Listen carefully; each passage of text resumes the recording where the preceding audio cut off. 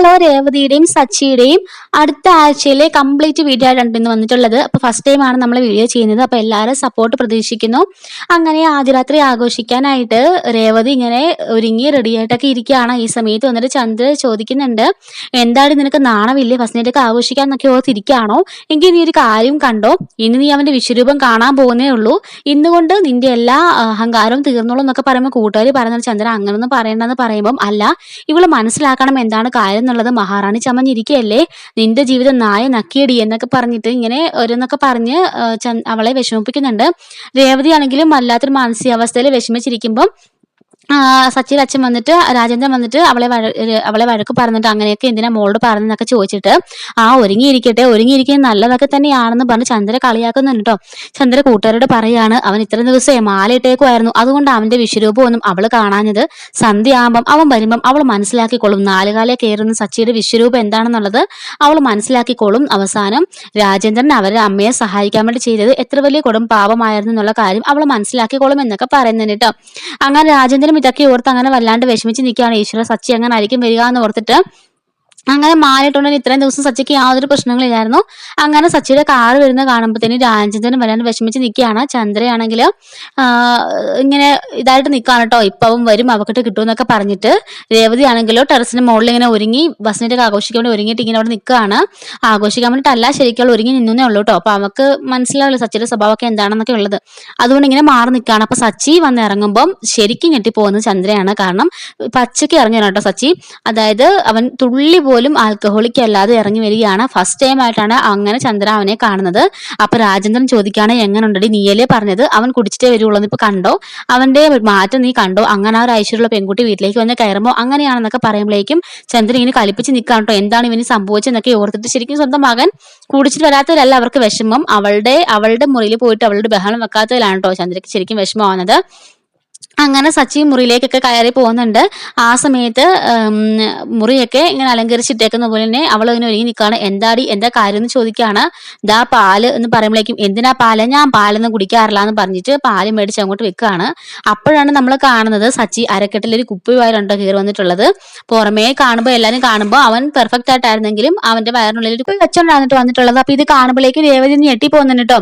അങ്ങനെ നീ കയറി കിടന്ന് ഉറങ്ങിക്കൊള്ളാൻ പറയുകയാണ്. രേവതി അവിടെ ഇങ്ങനെ ഒരു സമാധാനം ഇല്ലാതെ ഇരിക്കുകയാണ്. ഈ സമയത്ത് സച്ചി ആ കുപ്പിയൊക്കെ പൊട്ടിച്ച് മുറിയിലിരുന്ന് കുടിച്ച് ആഘോഷിക്കുകയാണ്. അങ്ങനെ സച്ചിയുടെ വിശ്വരൂപം എന്താണെന്നുള്ള രേവതി കണ്ടു കഴിഞ്ഞിട്ടോ. ആ മുറിയാകെ പാടെ അലങ്കോലമാക്കി കുടിച്ചു കൂത്താടി. അങ്ങനെ അലങ്കോലമാക്കിയിരുന്നത് വെച്ചാൽ നശിപ്പിച്ചിടുകയാണ്. രേവതി ഇത് കണ്ട് കരഞ്ഞോണ്ടിരിക്കുന്നുണ്ട് കേട്ടോ. അവളുടെ വീട്ടിലെ കാര്യങ്ങളും അവൾ കടന്നുന്ന അവസ്ഥയെക്കുറിച്ചും ഒക്കെ ഓർത്ത് സങ്കടപ്പെട്ട് രേവതി ഇങ്ങനെ ഇരിക്കുകയാണ്.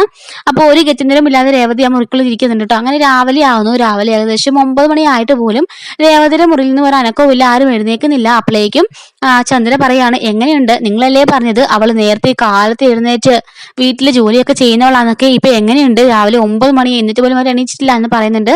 അപ്പോഴേക്കും കൂട്ടുകാർ പറയുന്നുണ്ട്, ചന്ദ്ര അത് വേറൊന്നും ആയിരിക്കില്ല, ഇന്നലെ വേറെ ആദ്യരാത്രി ഇല്ലായിരുന്നു, അതിന്റെ ക്ഷീണത്തിൽ ഉറങ്ങിയതായിരിക്കും എന്ന് പറയുമ്പോഴേക്കും ചന്ദ്ര പറയുന്നുണ്ട്, എന്ത് ആദ്യരാത്രി, കാണാം, അവൾ ഇറങ്ങി വരുമ്പം അറിയാം സത്യ വിശ്വരൂപം എന്താന്നുള്ളത്, അവൾ അറിഞ്ഞു കാണുന്നൊക്കെ പറയുന്നുണ്ട് കേട്ടോ.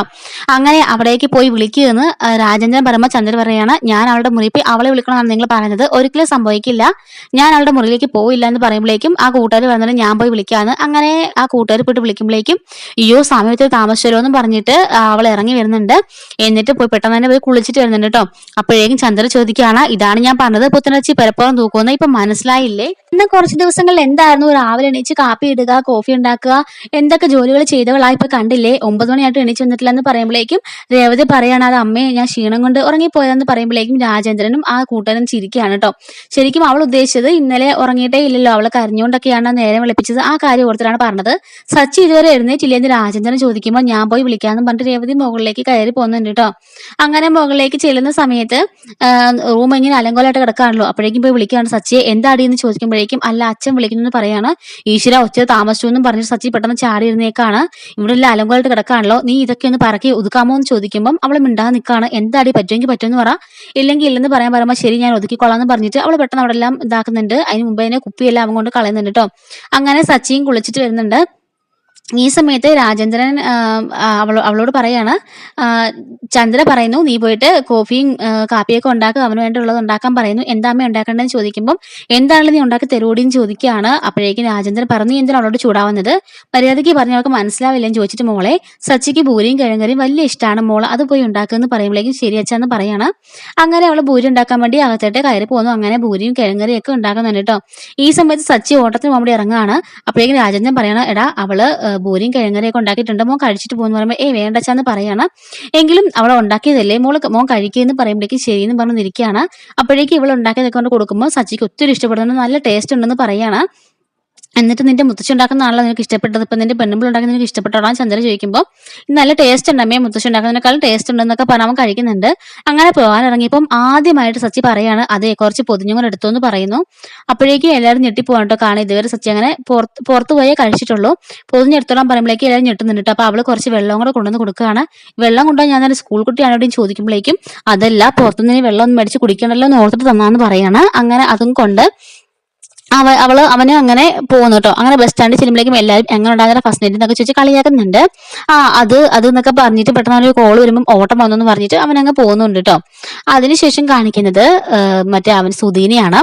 അപ്പം ഈ നമ്മുടെ ചന്ദ്രയാണെങ്കിലോ ഈ നാരങ്ങാമാല, അതായത് സുധി തിരിച്ചു വരാൻ വേണ്ടിയിട്ട് നാരങ്ങാമാല കെട്ടി വിഗ്രഹത്തിൽ അണിയിക്കാന്ന് പറഞ്ഞ് നേർച്ച വെച്ചിട്ടുണ്ടായിരുന്നു. അങ്ങനെ ഇത് പോയി കെട്ടാൻ പോയിട്ട് പറയുന്നത് രേവതിയോടാണ് കേട്ടോ. അപ്പൊ രേവതി പറയാണ്, അമ്മ എനിക്ക് പൂമാല കെട്ടാനുണ്ടെന്ന് പറയുമ്പം ആദ്യം നീ ഇത് ചെയ്തിട്ട് മതി, അത് നിന്റെ വീട്ടുകാരെ സഹായിക്കുന്നത് ഇവിടെ ഒന്നും വേണ്ട എന്നൊക്കെ പറഞ്ഞ് ദേഷ്യപ്പെടുന്നുണ്ട്. അങ്ങനെ ഇത് കേട്ടടിയെന്നും പറഞ്ഞിട്ട് നാരങ്ങ കൊണ്ട് കൊടുക്കുന്നുണ്ട് കേട്ടോ. അപ്പോഴേക്കും കൂട്ടുകാരുടെ കൈ മുറിഞ്ഞിരിക്കുകയാണെന്ന് പറഞ്ഞിട്ട് അവൾ നാരങ്ങ തൊടുന്നില്ല, ചന്ദ്രയ്ക്കും അറിയില്ല എന്ന് പറയാണ്. അങ്ങനെ രേവതി ഓർക്കാണ്, ഈശ്വര ഈ പൂമാല കൃത്യസമയത്തിന് കൊടുക്കണമല്ലോ, എന്താ ചെയ്യുക എന്ന് അവൾ ഓർത്തുകൊണ്ടിരിക്കുന്നു. ഈ സമയത്ത് രാജേന്ദ്രൻ അടുത്തിരിപ്പുണ്ട് കേട്ടോ. കുറെ നേരം കഴിഞ്ഞ് നോക്കുമ്പോഴേക്കും പൂമാല ആ നാരങ്ങ മാല കിട്ടിയിട്ടില്ല. അപ്പൊ ചന്ദ്രൻ വേറെ ദേഷ്യപ്പെടുന്നുണ്ട്. അപ്പോഴേക്കും രാജേന്ദ്രൻ പറയാണ്, അതെ മോൾ അവിടെ ഒരു കാര്യം ചെയ്തുകൊണ്ടിരിക്കുവല്ലേ, അത് മാത്രമല്ല ചന്ദ്ര, നീ എന്തുദ്ദേശിച്ചില്ല അവളോട് കിട്ടാൻ പറഞ്ഞത്, സുധി ഇവളെ വിവാഹം കഴിച്ചോളാന്ന് പറഞ്ഞതല്ലേ, എന്നിട്ട് ഇവളെ ചതിച്ചിട്ട് മണ്ഡപത്തിൽ നിന്ന് പോയതിന് വേണ്ടിയിട്ട് ഇവള് തന്നെ മാല കെട്ടണമെന്നാണ് നീ പറഞ്ഞത്, നീ എവിടുത്തെ തള്ളയാന്നൊക്കെ ചോദിച്ച് ദേഷ്യപ്പെടുന്നുണ്ട് കേട്ടോ. അപ്പൊ ചന്ദ്ര പറയാണ്, ഞാൻ തന്നെ കെട്ടിക്കോളാം എന്ന് പറഞ്ഞിട്ട് ചന്ദ്ര ആ മാല എടുത്തോണ്ട് പോവാണ്. അങ്ങനെ കെട്ടാൻ പോകുമ്പോഴേക്കും അവളെയും കൈ മുറിയുന്നു. പിന്നെ എങ്ങനെയൊക്കെ ഒപ്പിച്ച് കൂട്ടുകാരിയും അവളും കൂടി ആ മാല കിട്ടുന്നുണ്ട് കേട്ടോ. അതിനുശേഷം കാണിക്കുന്നത് സുധി ഇങ്ങനെ അമ്പലത്തിലേക്ക് പോയിട്ട് ഒന്നും കഴിക്കാതെ വയറൊക്കെ ആകെപ്പാടെ വിശന്ന് വലിഞ്ഞു വരികയാണ്. അവന്റെ ഒറ്റ പൈസ ഇല്ലല്ലോ. അങ്ങനെ അമ്പലത്തിലേക്ക് കയറിയിട്ട് പ്രസാദം വാങ്ങിച്ച് കഴിക്കാൻ നോക്കി ചെല്ലുമ്പോഴേക്കും പ്രസാദം തീർന്നു പോകാൻ കേട്ടോ. ഇതിനു മുമ്പേ തന്നെ അവള് പ്രസാദം മേടിച്ചിട്ടുണ്ടായിരുന്നു ചന്ദ്ര. അതേ സ്ഥലത്ത് തന്നെ അമ്മയും മകനും ഉണ്ട് കേട്ടോ. പക്ഷെ പരസ്പരം കാണുന്നില്ല. അങ്ങനെ ഈ പ്രസാദം അവന് ഇല്ലാതെ ഞാൻ എന്ത് പ്രസാദം കഴിക്കാനാന്ന് പറഞ്ഞിട്ട് ഒരു സ്ഥലത്ത് ഈ പാത്രത്തോടുകൂടി തന്നെ ഈ പ്രസാദം വെച്ചിട്ട് അവരൊരു കൈനീട്ടക്കാരുടെ അടുത്തേക്ക് പോകുന്നുണ്ട് കേട്ടോ. അപ്പൊ ഈ കൈനോട്ടക്കാരി പറയാണ്, നിങ്ങൾ ഒട്ടും വിഷമിക്കണ്ട, നിങ്ങളുടെ മകൻ എത്രയും പെട്ടെന്ന് നിങ്ങളുടെ അടുത്തേക്ക് തിരിച്ചു വരും, നിങ്ങളുടെ മകൻ നിങ്ങൾ ഉണ്ടാക്കിയ ഭക്ഷണവും കഴിക്കും എന്നൊക്കെ പറയുന്നുണ്ട്. ഇതേ സമയത്ത് തന്നെ വിശന്ന് വലഞ്ഞു വന്ന സുധി ആ പ്രസാദം കാണുകയും ചന്ദ്ര വെച്ചിട്ട് പോയ പ്രസാദം കാണുകയും ആ പ്രസാദത്ത് കഴിക്കുന്നുണ്ട് കേട്ടോ. അപ്പൊ ഇതൊക്കെയാണ് അടുത്ത ആഴ്ചയിലേക്ക് വരാൻ പോകുന്ന കംപ്ലീറ്റ് ആയിട്ടുള്ള ഒരു സ്റ്റോറി. അപ്പൊ ഡെയിലി റിവ്യൂസ് നമ്മുടെ ചാനൽ ഇനി മുതൽ അവൈലബിൾ ആയിരിക്കും കേട്ടോ. മിസ് ആവാതിരിക്കാനായിട്ട് ചാനൽ ഇപ്പോൾ തന്നെ സബ്സ്ക്രൈബ് ചെയ്ത് വെച്ചോളൂ. അടുത്ത വീഡിയോയിൽ കാണാം. Thanks for watching.